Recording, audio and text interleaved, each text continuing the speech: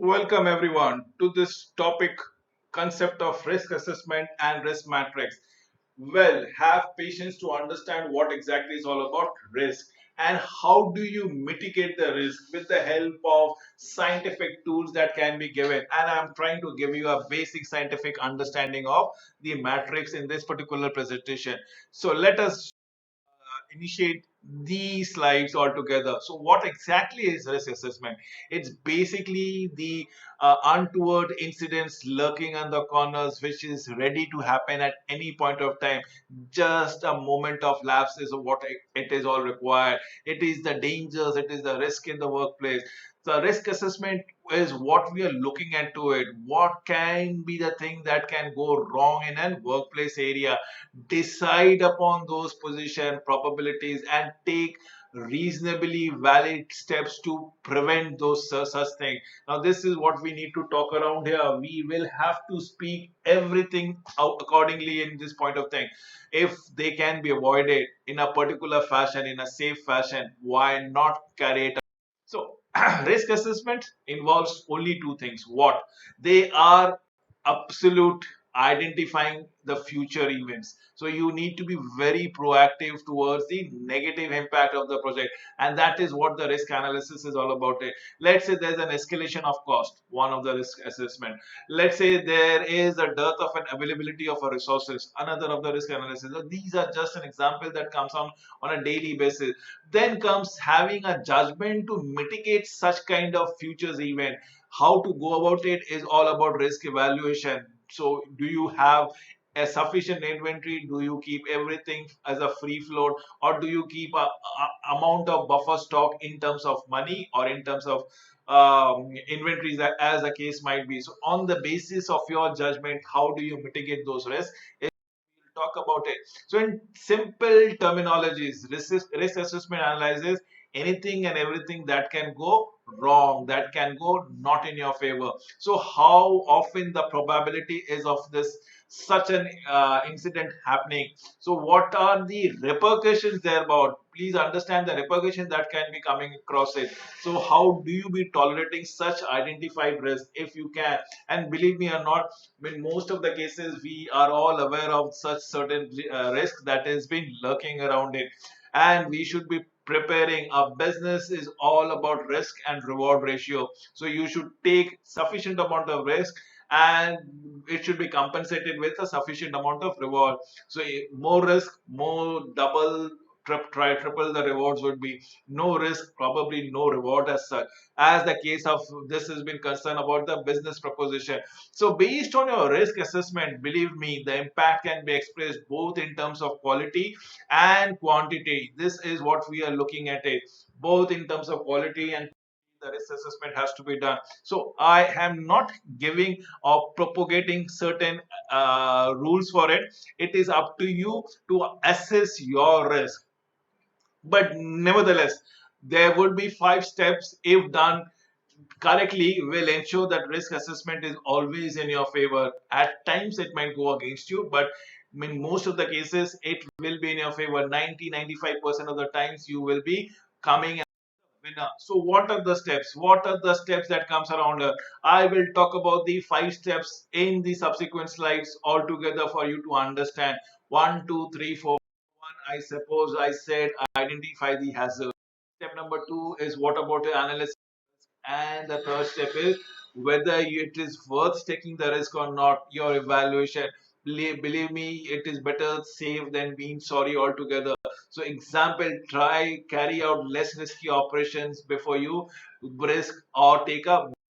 Now, this is where you have to come to the fourth step, which is all about controlling risk. Now, all about controlling risk is all about the evaluation, and these are the three things that I've been telling it to you.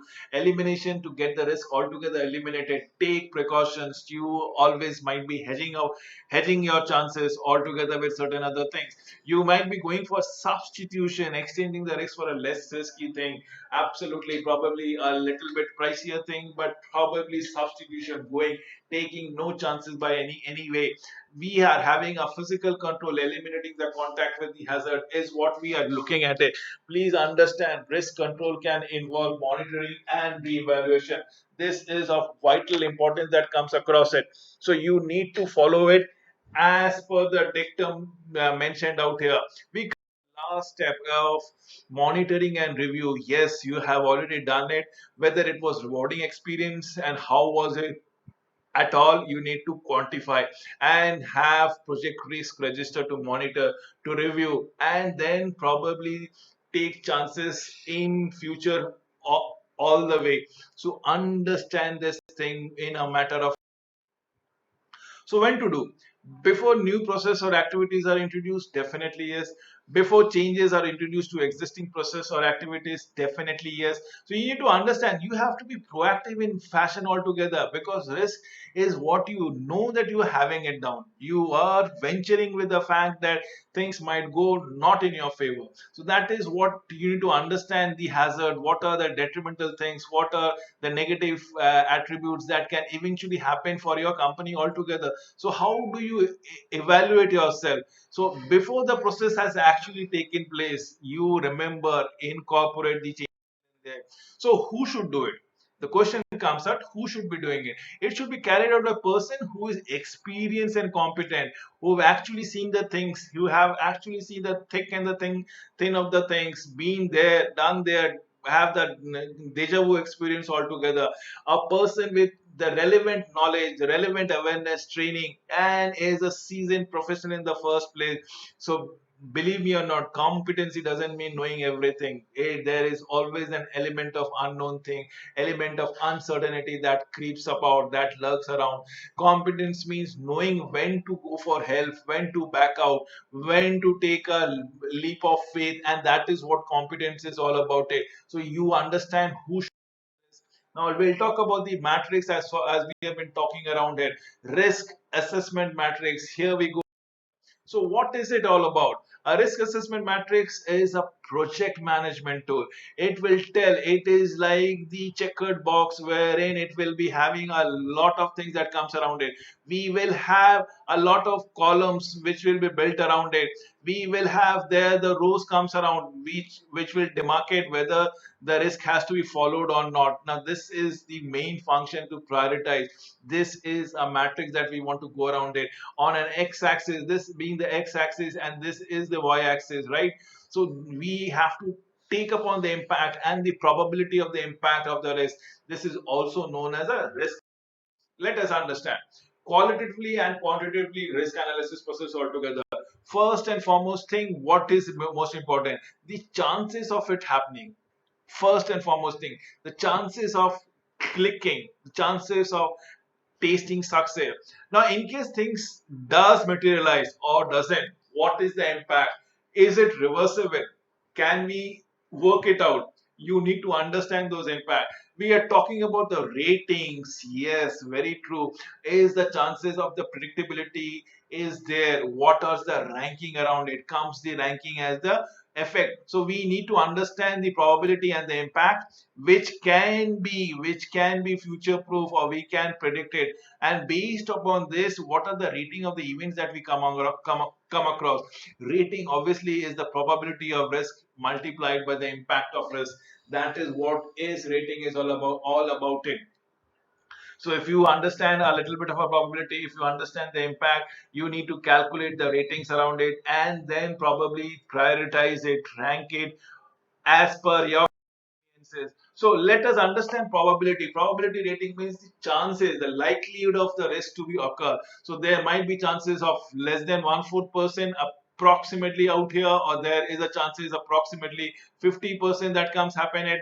So there are chances of success or failures altogether that can be 3/4 of a percent, and then there is completely one chances of happening. It's uncertainty is completely out of the window, and you're fully confirmed that things will go in your fashion. That's recorded in the percentage. And believe me or not, nothing is 100%. Probably the chances might be very high. It might be 96%, 99%, but 1% does lurks in until and unless the event actually.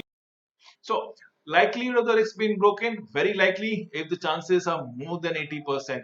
So the risk that is almost certain to show up in the chances in the project execution, almost 80%. Most likely is somewhere down the corner, may occur, may not occur. The chances are grouped as likely, or there might be certain percentage that actually might creep in. And how can you mitigate it? Now there is a chance of possibility, a 50-50 chances of the risk happening, going in your favor or going against you. Unlikely is where the probability of occurrence is low. Probably you have the confidence or competence about it to mitigate any untoward incidents altogether. And very unlikely is where you are more than sufficiently confident that yes, you can take the risk and it will work perfectly fine in your favor. So exceptional, and it's a rare thing that you have risk which is less than 10 thing. So we'll talk about the impact now. Now, risk impact, everything right from the scope of the project, the cost of the project, the schedule of the project, the resources of the project, the energy that has been encapsulated. So it can have an insignificant factors. Remember, risk impact that brings nothing negative to the project altogether, insignificant. Well, go ahead and do it. In terms, it brings in a minor impact altogether with minor negative consequences. Might be there's a delay, might be there's a cost increase, escalation in the cost, but the project objective is being met. Then there are something called which is moderately done, wherein you have to compensate some part of the objectivity of the project altogether. It has some sort of negative consequences or connotation that we will talk about it. Then comes the critical thing, absolutely substantially negative. Probably the chances of the project maturing towards its objective might not be there. You might have to change the overall objectives overall, or change or skew the objectives in a different direction. And then there is something called catastrophic, which is extremely negative consequences. Absolutely, the project is destined to be failing, and there are no chances that it can regain its glory at all. So the colors that have shown it to you, the red color, the orange. See, we have the red colors out here, we have the orange color out here, we have the yellow colors out here, and probably we have the green colors that comes around it. And remember, see, look at it. There's only four quadrants. There are only four quadrants which have been marked with a higher rate, wherein things are more or less shaded structure. So after ranking, what you do, you can make your response plan. You can decide what to do about it, how to go about it, thereby taking out all the high or the extremes of the risks, preventing not venturing into such kind of project. You may not need to respond at all to the low or medium before the work begins, because after the work begins, people might fall in line, stakeholder will partner with you, things might get in place, because in the larger scheme of the things, everybody will understand this is what is required. So response from the risks depend on a priority and on the rating. Remember, priority and on the rating before ranking purpose comes around. So why to use the risk matrix?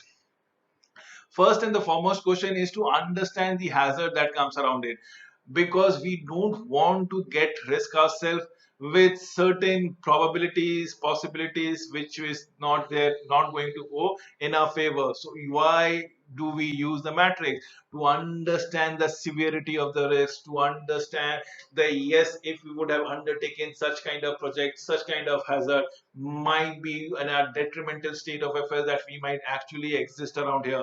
So to rank and prioritize risk altogether, prevent major risk at a time to avoid negative consequences. Time and again that I've been trying to tell it to you, all of you, and this is how it comes across. So what do we go across it? How do we go across it? This is what you need to tell it. You need to understand. You need to point it out as often as possible. So there is the risk that comes around it. We will be talking with an example, probably now a risk with a probability of 4 and impact of 3. So that comes around the points of 12. 4 times 12 is somewhere down the corner. It is manageable. Probably we might take the risk because it might help us running, coming into the right directions. So that is what we are looking at it. So this is the point we need to go around. What happens when the probability of happening a thing is 5 times and the impact is minor, which is 10? So in probability is happening is 5 on a higher end, but the impact is minimal. So see what is happening. It is on a greener contour that comes across it. We need to work upon it. Yes, definitely. Why not go across? Why not do the same thing as on when on basis that comes around here? So we will be talking about it. What happens if the probability is 2? That means the chances of happening is very, very, very less. But the impact is 5. Again, there are chances that it is worth taking a risk. So in all the process, if you want to go across it, if on all the process, if you look into it, we need to prioritize. We'll need to handle the risk and probably come up across with it. Now this is what we are looking at it. So probability is being 2 and risk is the impact is on a 5 times. Now this is what we are looking out here. Right. So you decide whether it is worth taking a risk, whether it's a neutral to take a risk, or whether the probability being 2 and the impact is very detrimental. So do we go across it or do we not go across it? That is what needs to be taken around. Yeah. With this, I come to an end of this presentation. Thank you for watching this video.